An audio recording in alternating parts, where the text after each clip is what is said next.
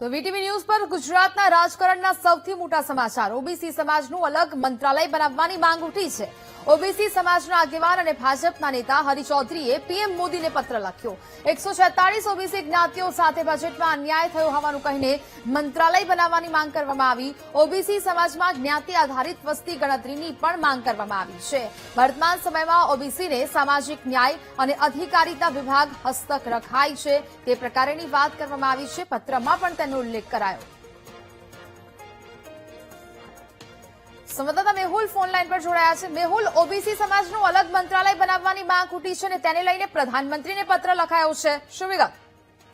બિલકુલ વાત કરવામાં આવે તો આ જે ઓબીસી મંત્રાલય જે છે તે બનાવવા માટેની માંગ સાથે પીએમ મોદીને પત્ર લખવામાં આવ્યો છે। હરિભાઈ ચૌધરી કે જેઓ ભારતીય જનતા પાર્ટી સાથે તો ખૂબ જૂના સંકળાયેલા છે, પરંતુ ચૌધરી સમાજ અને ઓબીસી સમાજના પણ ખૂબ મોટા આગેવાન છે અને તેમના દ્વારા આ પત્ર જે છે તે લખવામાં આવ્યો છે। મુખ્યત્વે અત્યારે જે સ્થિતિ છે તે પ્રમાણે સામાજિક ન્યાય અને અધિકારીતા હસ્તક આ જે છે તે 146 જે ઓબીસી જ્ઞાતિઓ છે તે આવે છે અને તેના માટેના જે વિકાસના કામો જે છે તે આ જે મંત્રાલય અંતર્ગત થાય છે, જેની અંદર જે યોગ્ય જે વિકાસના કામો માટે અને જ્ઞાતિગત જે પણ યોજનાઓ છે તે પાળવવા માટે જે છે તે અલગ મંત્રાલય બનાવવામાં આવે તેવી માંગણી કરવામાં આવી છે। આ સાથેનો પત્ર તેમણે પીએમ મોદીને લખ્યો છે। ઓબીસી સમાજની અંદર 146 જે જ્ઞાતિઓ છે તેને યોગ્ય બજેટ ફળવાય તેના માટેની માંગણી જે છે તે કરવામાં આવી છે અને જ્ઞાતિ આધારિત વસ્તી ગણતરીની પણ માંગ જે છે તે આ પત્રની અંદર કરવામાં આવી છે। જી બિલકુલ મેહુલ, પરંતુ અત્યારે એક વાત એ પણ છે કે જે પ્રકારે પત્રમાં ઉલ્લેખ કરવામાં આવ્યો છે કે ઓબીસીને સામાજિક ન્યાય અને અધિકારીતા વિભાગ હસ્તક રાખવામાં આવે છે, એટલે કે હવે આ જ્ઞાતિ આધારિત આખી વાત સામે આવી છે, તેને કારણે હવે રાજકારણ ગરમાઈ શકે। મેહુલ, લાંબા સમયથી ઓબીસી સમાજના સંદર્ભમાં જે અલગ મંત્રાલય બનાવવાની વાત હોય કે અલગ બજેટ ફાળવવાની વાત હોય તે લાંબા સમયથી માંગણી કરવામાં આવી રહી છે।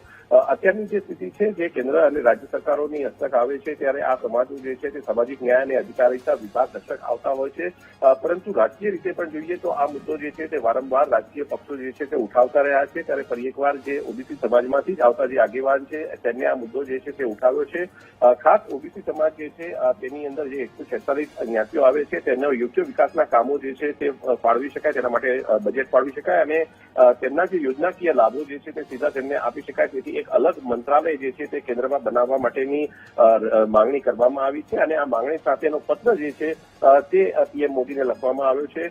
જે તબક્કાવાર અલગ અલગ જે પણ રાજકીય પક્ષો છે તે વારંવાર આ મુદ્દા જે છે તે ઉઠાવતા રહ્યા છે। આ જે પત્ર છે તેની અંદર મહત્વની બાબત એ પણ છે કે જે ઓબીસી સમાજ જે છે તેની જે જ્ઞાતિ આધારિત વસ્તી ગણતરી જે છે તે જે 2027ની અંદર થવાની છે તેની અંદર સેન્સસ જે છે કરવામાં આવનાર છે તે પણ જ્ઞાતિ આધારિત કરવામાં આવે તેવી માંગણી જે છે તે કરવામાં આવી છે। આ મુદ્દો વારંવાર જે છે તે દેશના રાજકારણમાં મહત્વપૂર્ણ બનતો રહ્યો છે। હવે પછી કેન્દ્ર સરકાર તરફથી આ સંદર્ભે કોઈ પ્રતિક્રિયા આવે છે કે કેમ અને કેન્દ્ર સરકાર ભવિષ્યમાં આ સંદર્ભે વિચારણા કરે છે કે કેમ તે જોવાનું રહેશે। સાથે જ એનસીપીસી જે કમિશનનો મુદ્દો જે મળ્યો છે તે પણ તેની અંદર પત્રની અંદર ઉલ્લેખ કરવામાં આવ્યો છે। જી બિલકુલ મેહુલ, જાણકારી બદલ આપનો આભાર। તો જે પ્રકારે હવે હરિ ચૌધરીએ પ્રધાનમંત્રી નરેન્દ્ર મોદીને પત્ર લખ્યો છે, ઓબીસી માટે અલગ મંત્રાલય બનાવવાની માંગ છે તે કરવામાં આવી છે। ઓબીસી સમાજમાં જ્ઞાતિ આધારિત વસ્તી ગણતરીની પણ તેમના દ્વારા માંગ કરવામાં આવી છે અને આ સમગ્ર મામલાને લઈને તેમને પ્રધાનમંત્રી નરેન્દ્ર મોદીને પત્ર લખ્યો છે અને પત્રમાં આ તમામ બાબતોનો ઉલ્લેખ છે તે કરવામાં આવ્યો છે।